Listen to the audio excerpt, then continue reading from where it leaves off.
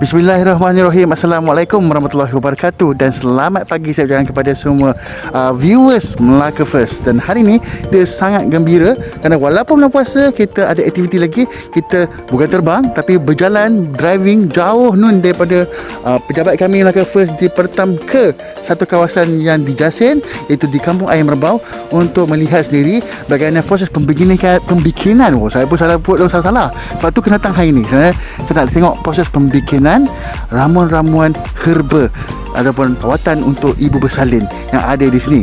Jom kita terjah siapa yang ada dalam rumah ni. Jom. Assalamualaikum.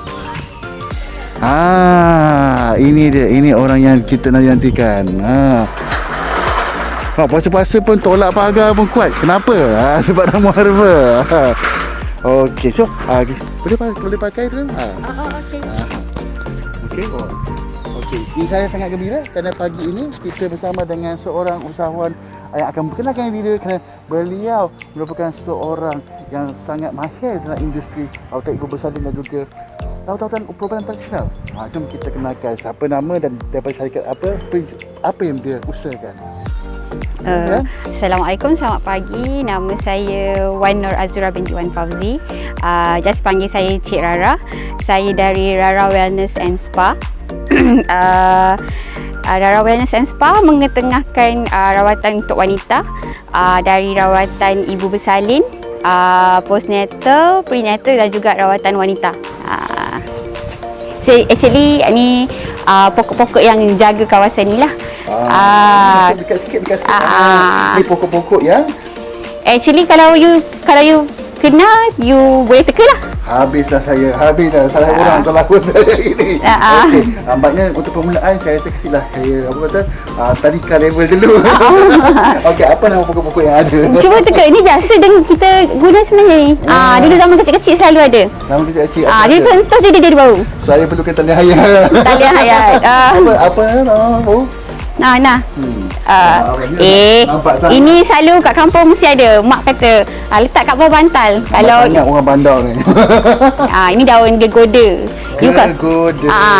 Geroda tak tahulah, tapi dia kalau you sentuh terlanggar dia akan keluarkan aroma. Ada panggil geroda apa gegoda. Kadang dia tengok dialek setiap area kawasan. Setiap kawasan dia ada beza-beza. Okey, baiklah. Apa fungsi daun geroda atau gegoda ni? Gegoda ni biasanya orang dulu-dulu dia suggest letak dekat bantal untuk halang bad negatif dekat budak-budak, kanak-kanak lah sebenarnya biasanya. Sebab dia benda-benda negatif ni dia suka kacau budak-budak kan.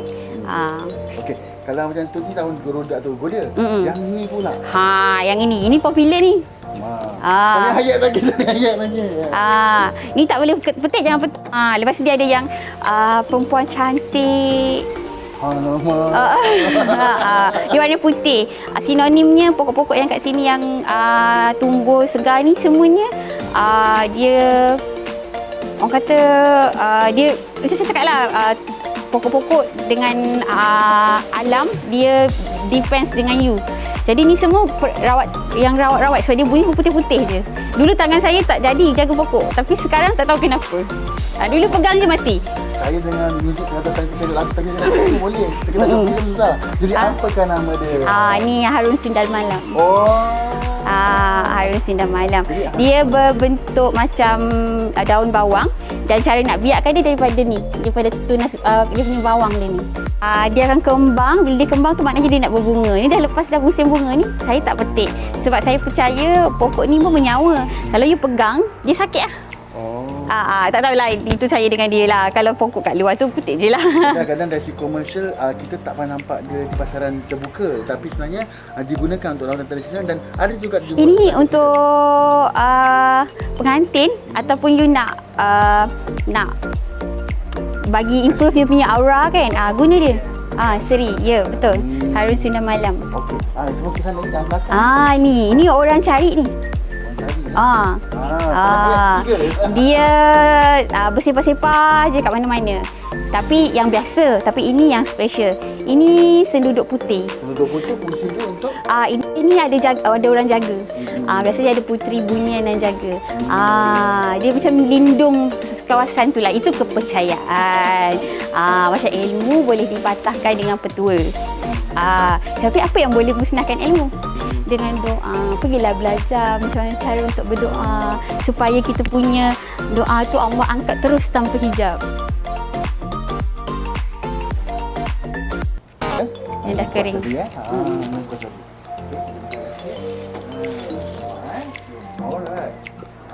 So, apa dia perkara pertama, proses pertama yang perlu dilakukan di sini? Saya tahu patutnya kita kena kenal daun, kenal ramuan, kenal herba-herba, bawa-bawa ke sini kan. Betul. Apa proses pertama kita nak buat bila dah bawa? Biasanya lepas kita dah petik daun, kita bawa sini, kita akan cuci.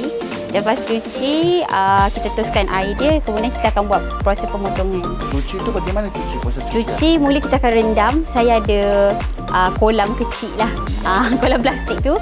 Saya akan masukkan dia kat dalam tu. Biasanya kita akan letak Epsom salt dengan air biasa je lah. Kalau tak ada Epsom salt, saya akan letak garam biasa.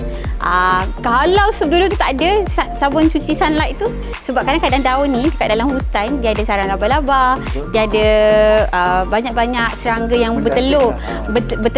And then kadang-kadang ada satu kat kampung, dia orang panggil, kalau you perasan kan belakang daun tu ada yang macam putih-putih, apa nama dia? Bejah, apa orang kampung panggil lah kan. Sebenarnya daun tu tak bagus sebab bila dia ada, itu macam racun lah pada serangga. Jadi serangga tak makan daun tu. Tapi daun tu tak sihat sebenarnya. Daun tu tak sihat lah untuk kita guna sebab dia ada putih-putih tu je. Jadi bila dia ada putih-putih tu, kita kena buang lah dulu putih-putih tu. Dengan cara kita kena rendam, you kena cuci. Apa fungsi buat rendaman tu dan juga menggunakan Epsom salt dan juga air? Epsom salt ni macam ejen pembersihan. Kita nak bersih supaya nanti diorang kan bila industry player, which is saya jual pada industry player dan juga retail. Tapi kurang sikit lah dari retail sebab kebanyakan memang saya jual pada player industry. Bila kita jual kat player industry, diorang akan ambil, diorang sendiri tak ada masa macam saya. Jadi diorang akan ambil, diorang tak cuci, diorang terus rebus kan. Jadi kita tak nak, ada orang kulit dia sangat sensitif, ada orang kulit dia biasa, ada orang kulit biawak dia tak kisah. Basuh ke tak basuh ke dia boleh guna kan. Kadang-kadang kulit yang ratu-ratu ni memang payah sikit kan. Jadi sensitif. Jadi kita tak nak ada orang kata masalah dekat belakang hari. Jadi biarlah kita copy conscious lah. Mencegah lebih baik daripada merawat. Sebab macam contohnya kan, saya pernah dengar macam apa, orang boleh cacing dulu kan untuk rawatan kosmetik. Tapi cacing yang diberi cacing? Dulu pernah dengar lah tu, tak tahu lintah kan. kot. Lintah dengan ni apa, ulat sampah tu. Tapi cacing pun ada. Okay. Tapi dia kata cacing ni untuk rawatan kosmetik kena kasih makan macam tumbuh-tumbuhan aja. Boleh kasih makanan cacing makan tumbuhan. Binatang sebab nanti takut jatuh. Mungkin cacing tu hidup dekat tanah yang organik mungkin. Sebab tu ada isu dulu, dia kata kasih cacing tu makan yang tak ada kaitan dengan bukan herba. Kalau dia berakan macam makanan seperti binatang punya barang-barang kan, nanti akan ada efek kalau di kosmetik. Tapi banyak orang kasih makan macam tu pasal cacing ni dijual mengikut kilo. So dia takut benda tu. Jadi saya rasa benda ni sama juga di mana kenapa kena pakai Epsom salt sebab nak pastikan kualiti dia. Kita nak bersihkan dia punya. Cuci pakai sebarangan larutan mungkin dia akan ada efek kan, dia tak pakai. Kadang-kadang ada orang tak adalah pakai Epsom salt. Mungkin saya rasa guna Epsom salt tu memang kita akan buat pembersihan secara maksimum lah. Ada orang just guna air je cukup dah. Sometimes kita pun let off Epsom salt, kita pun cuci guna air je. Tapi yang penting pun nampak sangat kat rarah menitik berat kan sebenarnya. Bersihan sedikit. Mana berasal. Okey, lepas larutan tadi. Kita dah cuci, nanti kita akan melalui proses pemotongan. Biasa masa pemotongan kita akan letak tikar lah kat sini, kita akan potong, kemudian kita akan jemur. Pemotongan tu macam ikut saiz macam mana? Tak ada ikut saiz. Kita potong secara random je lah. Cuma masa potong tu, kalau sebelum ni saya asing-asingkan lah daun. Kalau kita potong daun semambu je lah semua kan. Tapi sebab 2-3 hari ni hujan, lepas kita pun nak kita tak ada tenaga kerja banyak kan, jadi tak apalah, kita mix je sebab nanti di end of the processan sebelum kita buat packaging ni ada proses packaging, kita pun akan mix dia. Apa beza kalau kita mix dengan kita asing-asingkan? Beza, tak ada beza. Beza sebab kita akan guna dia dalam bentuk dicampurkan. Tapi ada customer, contoh macam soap maker, diorang guna gelenggang sahaja. Jadi that's why bila kita asingkan lebih mudah lah. Saya dah ada sos yang diasingkan dengan sos yang individual. Kalau herba tak ada masalah tak campurkan, cuma untuk asingan nanti lebih mudah. Ya betul. Kalau dah potong, nak asing payah. Jadi saya kena pergi, kalau contoh macam ada order macam, okey, diorang ni soap maker, diorang nak guna gelenggang sahaja, nak guna pandan sahaja. Jadi kita kena just buat untuk pandan sajalah. Nilai daun herba ni sangat-sangat tinggi ya. Kalau orang nampak dia hanya bersepah-sepah, gelenggang 1 kilo RM80. 1 kilo dah siap proses, dah siap kering, RM80. Maksudnya ada yang jual dah siap, yang ada jual secara raw yang macam ni kan, saya ambil potong, cuci, kemudian kita toast air terus packing. Dia nak macam tu kan. Pemotongan tadi adakah fungsi dia untuk memastikan kepekatan ni? Tak ada. Kita nak mudah carakan supaya bila dia kering nanti dia akan cantik. Sebelum ni masa di batch pertama ataupun masa mula-mula lah saya masuk dalam industri ni, saya tak potong pun. Saya dia punya stick-stick ni kan, dia punya batang-batang kayu ni kan. Contoh macam ni gelenggang. Kalau dulu kalau masa mula-mula dulu kan, masa saya belum tahap nak buat sendiri, saya ambil ni bawa pergi rumah ibu bersalin terus rebus. Sebenarnya boleh guna, dia guna dalam keadaan. Kalau yang masa sekarang ni, kita akan buka macam ni, jemur. Kalau dulu masa tahun pertama, saya akan buka dan saya akan jemur macam ni. Jadi saya akan packing dalam keadaan macam ni. Sebab saya ada jumpa baru ni lah, 2-3 hari lepas kita pergi rumah pergi rumah customer regular, which is dia tak mengurut dah 2 tahun lah. Pandemik plus dengan tahun ni. Lepas dia kata dah tak tahan dah. Dan saya pergi, dia keluarkan saya daun herba yang setahun dulu dia beli dengan saya. Dan masih elok lagi. Dan saya terus je lah, saya kata okey, kita improve packaging dulu dengan packaging sekarang. Maksudnya daun dulu dengan daun sekarang. So dia kata dulu nampak macam pucat, tak bermaya. Bau okey tapi biasa-biasa. Kali ni dia kata lagi bau lagi best ya. Sebab sekarang kita punya daun dah lebih daripada 13 jenis. Kalau before 13 jenis je. Campuran ni kan bau dia. Ya. Kita ada rose. Tengok awak boleh nampak tu. Kita ada rose kat sana. Ini pure rose ni. Ni. Kita ada rose. Tu. Kita ada pandan. Tengok, ini gelenggang. Kita ada serai wangi. Tu. Yang ini batch 9 ni dah campur-campur. Ya, ini dah banyak batch sebenarnya. Dah ada, ini yang macam, contoh setiap batch saya akan simpan satu bakul. Macam ni lah, satu bakul. Sebab kita nak tengok, kita nak tengok apa lepas kita ke next batch. Ini batch 9, saya dah buat batch 11. Batch 11 yang ni lah, belum campur. Ikut tempoh tarikh kita buat lah. Satu batch habis, saya akan simpan satu orang kata satu contoh lah yang untuk saya buat refer. Saya akan grand, saya akan level, okey batch berapa. Dan saya ada satu customer yang which is player industri lah, quite popular juga dekat dalam Facebook. Saya akan hantar kat dia. Okey, dia nak try, sebab dia buat cuma rawatan wanita untuk dalaman je. Jadi saya akan bagi kat dia. Jadi dia akan cakap lah, Rada yang ni best, yang ni bau dia best. Saya bagi je sebab saya untuk networking kan. Bau penting juga kan. Tengok ni, ini halban, daun halban. Halban dia punya nilai estetik dia, nilai herba dia lebih dari RM20,000. Sebab kalau halban yang dah besar pemeluk dia buat potong teras dia pergi jual pun boleh dapat puluhan ribu. You tahu halban? Yang buat rebana tu, halban. Kalau siapa tahu berapa dengan kualiti dan daun pokok halban tu sepah-sepah je. Okey, jadi lepas potong kita keringkan. Lepas keringkan, kita dah mix semua, kita dah boleh packing. Ni nak buat uncang herba. Ni packing kan tempat uncang sama lah. Uncang, ada customer dia suka tak suka sepah-sepah, dia suka lebih praktikal. Yang ni nanti kita dah seal, itu yang contoh yang dah siap ni. Itu yang packing. Lepas tu saya ada 2-3 packaging sebab saya geram tau. Saya geram dekat industri jualan Kalau kita tengok industri jualan orang tak pandang nilai kualiti. Ada setengah orang suka harga. Ada orang dia suka kualiti. Kalau saya suka benda yang nampak cantik, kemas dan nampak ada kualiti. Dia mahal.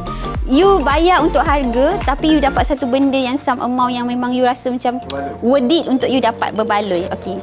Saya tak tahulah kalau you suka yang macam mana. You suka yang nampak macam ni ala kampung-kampung, macam bekas telur macam ni. Kalau dekat Shopee jualan RM1.5 macam tu. Tapi hanya 3-4 jenis daun herba je. Atau it's a good quality tapi nampak packaging macam lauya. Atau yang ni harga dia lebih mahal, tapi kualiti dia sama.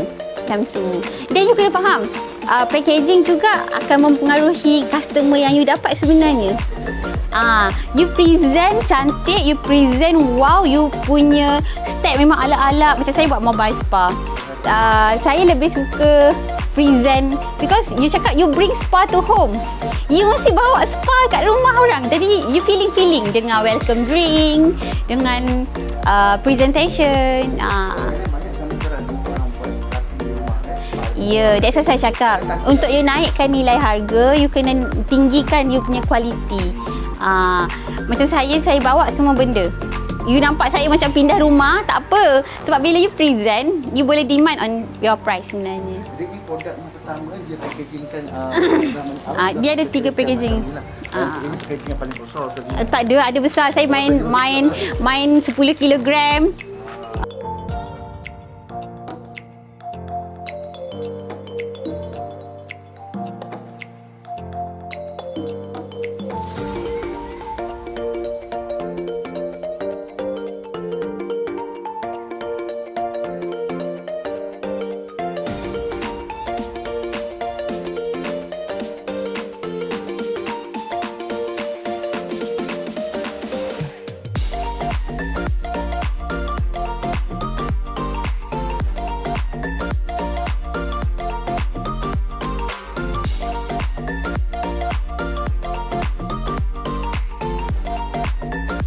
Biasanya diorang kaki bungkak kan.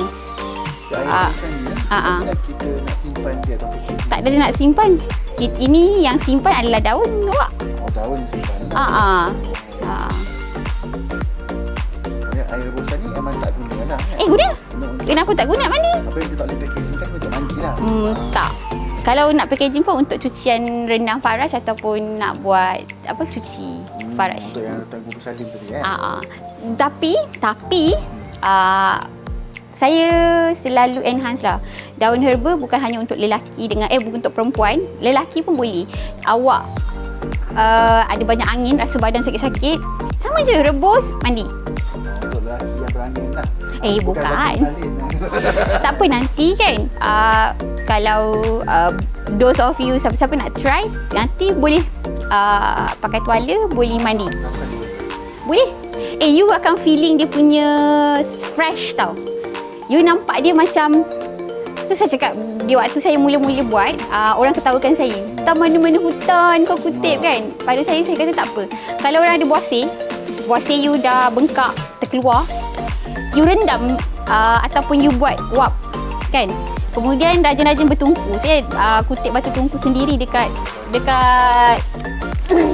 sungai. Macam sungai. Bentuk love saya simpan.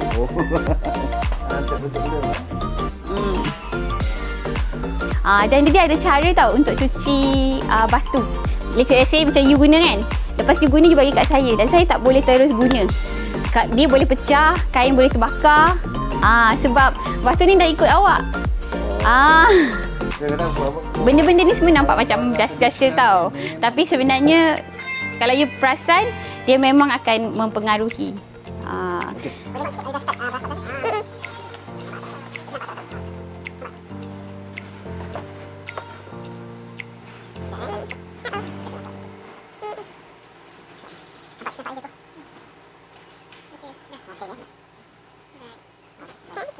Rebus ni dia kembang. Dan air tu jadi wangi. Dah didih.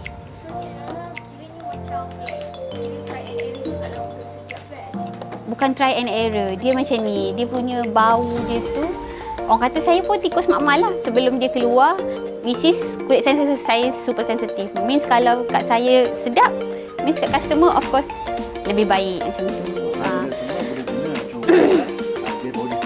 Dia bau dia akan mempengaruhi apa yang you sos yang you masuk sebenarnya. Macam baru-baru ni yang batch 11 batch 11 dalam dia ada beluntas, ada cemumah.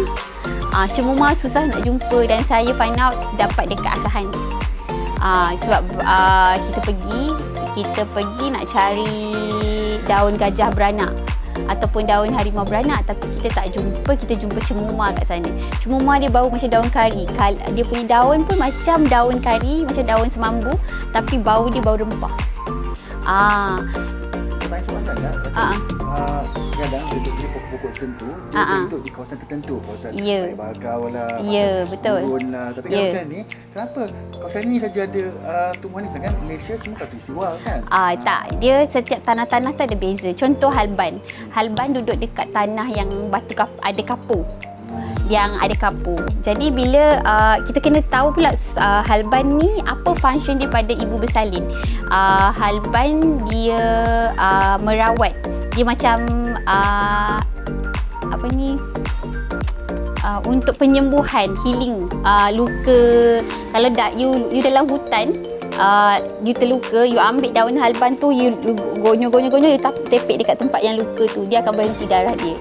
Okey, itu halban macam gelenggang. Gelenggang dia duduk dekat tempat air, berair. Sedikit berpaya. Ada paya sikit. Lepas tu gelenggang pun you nak ambil dia sebelum malam ataupun seawal siang. Sebab dia akan terbuka. Dan bila you ambil dia akan tutup. Dan di waktu 6.30 sampai pukul 7 tu, kalau you duduk fokus dekat pokok gelenggang tu kan, you akan nampak dia punya proses penutupan. Dia macam semalu. You pegang semalu kan dia kuncup, tapi semalu kalau dia banyak, you tekan, you picit satu kan, dia akan bunyi macam tu. Sebenarnya main dengan alam ni memang best sebab you akan jumpa banyak pertemuan-pertemuan yang you akan rasa macam gratitude sangat dengan apa yang Allah bagi. Dan bila you stress, you buatlah gratitude, terapi kesyukuran. Bila you buat terapi kesyukuran dekat situ kan, you akan buka vibration alam supaya berinteraksi dengan ni. Faham tak? Dia macam Google dah. Yes. You boleh sebenarnya dia macam ni. Dia alam ni dengan dia berhubung melalui frekuensi.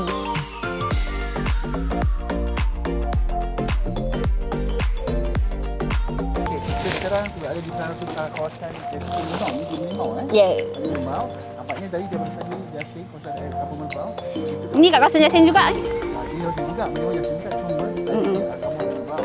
Dia berjalan jauh juga ke sini, di kawasan Limau, untuk mencari daun sirih kerana jadikan kualiti amat penting dalam pembuatan barang-barang perubatan mereka untuk postnatal, prenatal dan juga Wanita. Sekarang kita tengok beza antara sirih yang tertentu. Okey, dan ini adalah daun sirih yang telah tengok. Membezakan kes yang ada di sini. Sebenarnya sirih dekat sini dia sangat-sangat segar. Okey, saya ni ada dua jenis. Satu jenis tu sama. Saya suruh tengok. Jenis dua je. Ini yang lain. Okey, awak tengok dulu dia yang lain.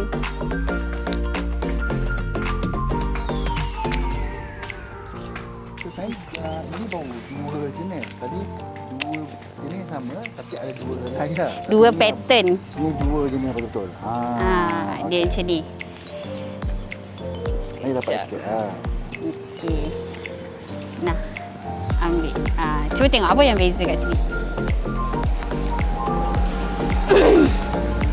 Saya nampak yang ni ada lagi malap sikit. Tak ada. Dia bukan pasal malap tu, bukan warna. Cuba tengok apa yang lain dekat sirih tu.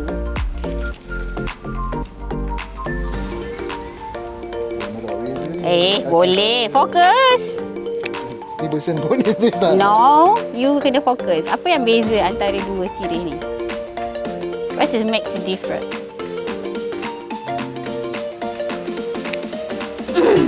Nampak tak?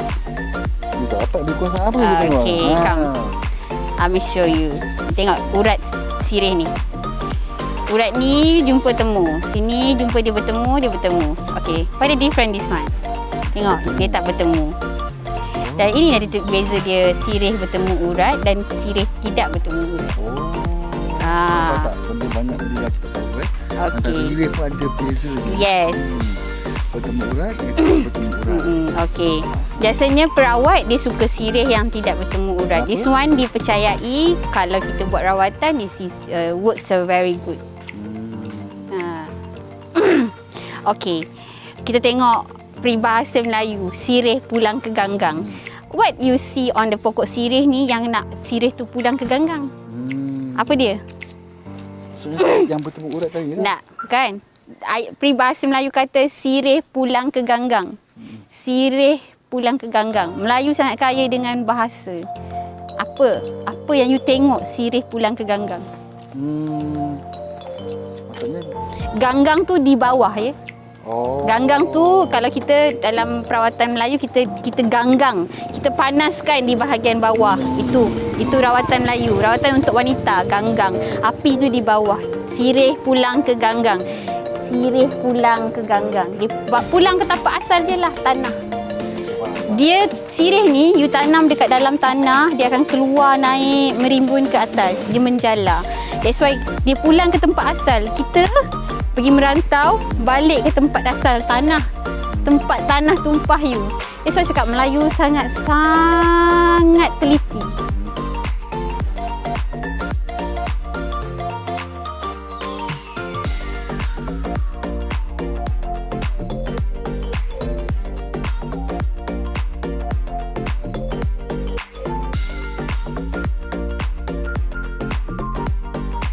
Walaupun ni bukan pokok rara lah, tapi kita nak ambil selalu kan, kita jaga dia punya jangka hayat, which is kalau nampak ni 2-3 dari dia punya pucuk, kita tak ambil lah sebab kita nak jaga dia punya jangka hayat dan dia boleh tumbuh lagi. Kita ambil yang ni, ini yang ke bawah sikit dari 2-3 pucuk ke atas tu.